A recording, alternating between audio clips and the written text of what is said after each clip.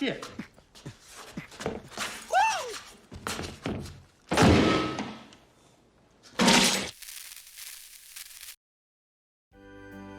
Interesting facts about famous people.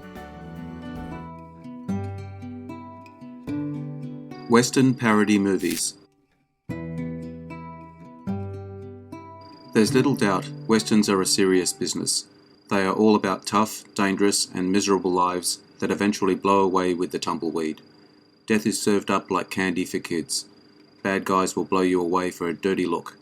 That having been said, some filmmakers have decided to take this world and turn it on its head. It's because we take the genre so seriously that it's ripe for a giggle. Let's today take a look at 10 of the funnier oaters that tickle your funny bone. If you enjoy this video, hit the notification button to get my new videos. If you want to check out my many other videos, head over to my channel. The link is in the description. Let's get into it. Maverick, 1994. Mel Gibson is on fire as ultra-charming, card-sharp Brett Maverick, hoping to score big on a huge poker tournament, fending off the attentions of flirtatious con artist Mrs. Annabelle Bransford, Jodie Foster at her best, and lawman Marshall Zane Cooper, played by the original Maverick, James Garner. As the latter's presence suggests, director Richard Donner plays homage to westerns with classic cameos, and cheeky nods to Donner's own illustrious career too. This film is loaded with cameos by famous country singers such as Carlene Carter, playing a waitress on the riverboat, Hal Ketchum, bank robber, Vince Gill, spectator at the poker game, Clint Black, gambler who gets thrown off the boat for cheating, Waylon Jennings, and Kathy Mattea, two people with guns on the riverboat. Damn thing won't stay in the holster. Whoop! I'm still a spring in there. Oh, come on, kid. Let's just play poker. City Slickers, 1991. City Slickers has stood up to the test of time. Billy Crystal brings his sad sack on as the guy on a rugged Wild West holiday in search of a smile. And yes, we found ours too. As a rule, Jack Palance did not watch his own movies, thus he did not see this movie until after he won the Oscar for it. Rick Moranis was cast alongside Billy Crystal and Bruno Kirby in a major role, but left the project because his wife was diagnosed with cancer. Cat Ballou, 1965. A young schoolteacher turns into an outlaw to avenge her murdered father. When Lee Marvin won an Oscar for his role as a misshaveled piss artist, he said that at least half of it belonged to a horse somewhere in the valley. While Lee Marvin's drunken antics kept most of the cast and crew laughing, it didn't make a fan out of Jane Fonda, who had the job of playing her character straight, while the others got to ham it up, and took her role very seriously.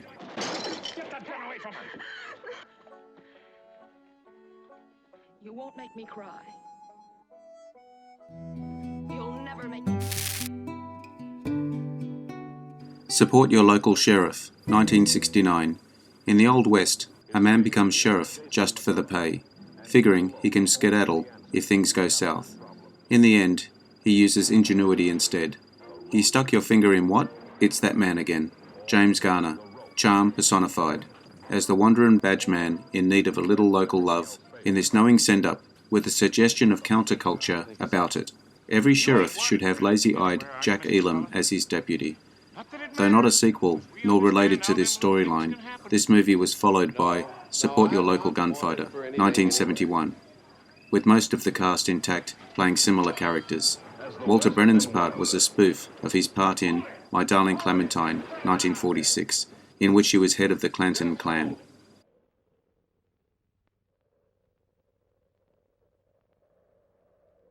Okay, go ahead.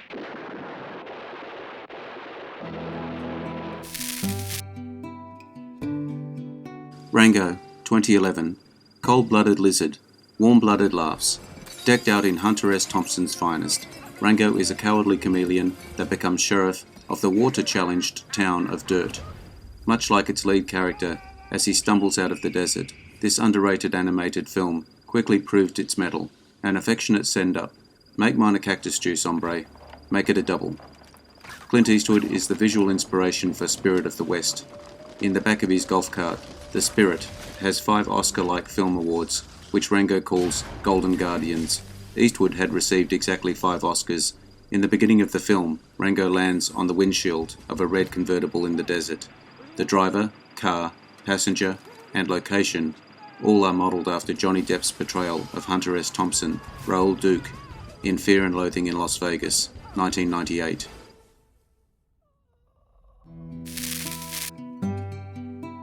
Son of Paleface, 1952. The Paleface revisited, easily outdrawing it, thanks to director Frank Tashlin, ramping up the energy and playing to the cast's skills. Roy Rogers and Trigger perform equestrian exploits. Jane Russell smoulders and Hope smugs and squirms as the weaselly Harvard man who travels to the West to claim a non-existent inheritance his father left him.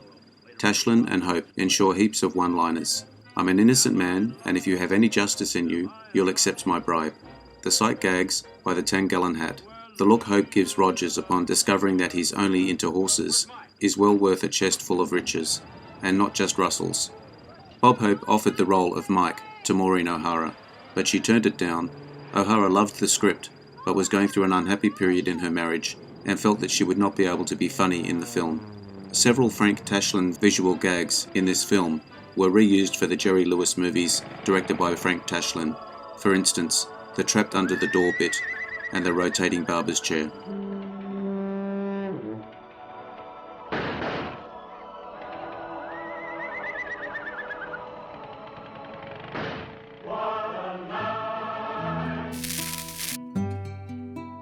Django Unchained, 2012.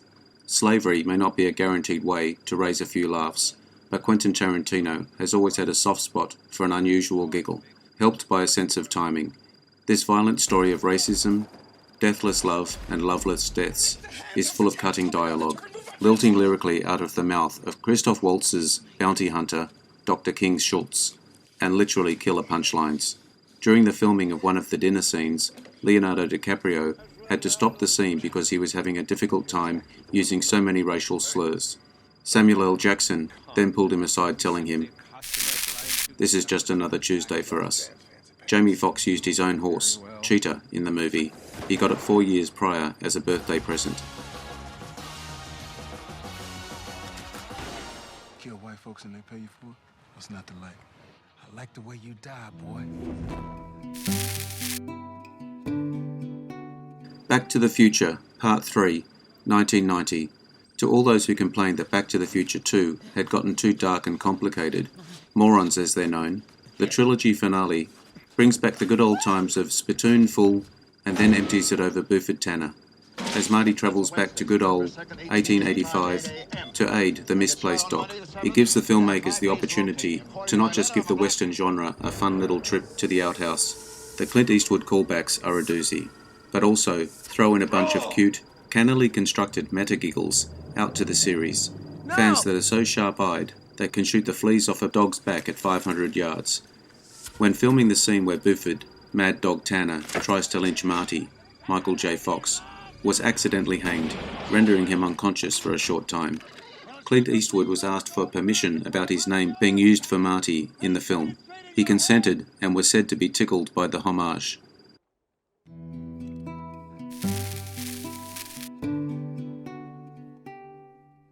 The Three Amigos, 1986. Left shoulder, right shoulder, hands on hips, pelvic thrust. Huh! Initially sold off the back of its sheer poster power. Partnering huge stars Steve Martin and Chevy Chase, along with then up-and-coming Martin Short, as the trio of washed-up Hollywood silent stars who go from reel to reel. The Three Amigos has a Viagra level of cinematic stamina, thanks to its endless array of home-run set pieces and good-natured charm. And then there's the added joy of watching three of Hollywood's finest comedians at their peak, not only playing to their personal strengths, but giving each other room to fire off shots of their own. Steve Martin learned the lasso tricks while working in a magic shop in Disneyland as a teenager. Throw down your gun! Not you, Dusty! Sorry! You're so brave.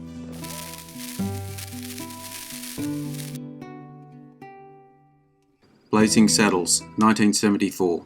Hello, handsome. Is that a 10-gallon hat, or are you just enjoying the show? The second one, actually. Shooting as fast and as straight as the Waco Kid, Mel Brooks' tale of Black Bart, the African-American sheriff of the sleepy town of Rock Ridge, is a combustible keg of Western spoof and 70s racial politics. It's a movie blessed with a duo of casting accidents. The studio refused to let insane co-writer Richard Pryor, apparently he wrote most of Mongo, play Sheriff Bart as intended, gifting the role to the smoother Cleveland Little. Gene Wilder donned the holster of recovering Alkie, the Waco Kid, only after a genuine heavy case of the DTs left the previous incumbent, Gig Young, dribbling green out of his nose. But there was nothing lucky about the movie's success, a truly fearless, relentless, funny script that somehow managed to end up being as curiously sweet as it is furiously over the top, cannoning out gags like a Gatling. Cleveland Little was not warned about the, you know, morons line. His reaction was real.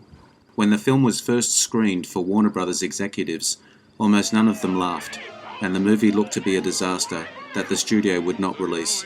However, Mel Brooks quickly set up a subsequent screening for the studio's employees. When these regular folks laughed uproariously throughout the movie, Warner Brothers finally agreed to take the chance on releasing it.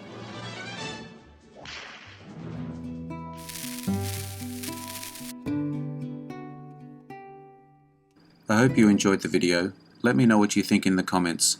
I appreciate your likes and subscribers. Hit the notification button to get my new videos. Take a look at my channel and check out my Facebook page. The links are in the description. I am Wrangler. Bye for now. See you again soon.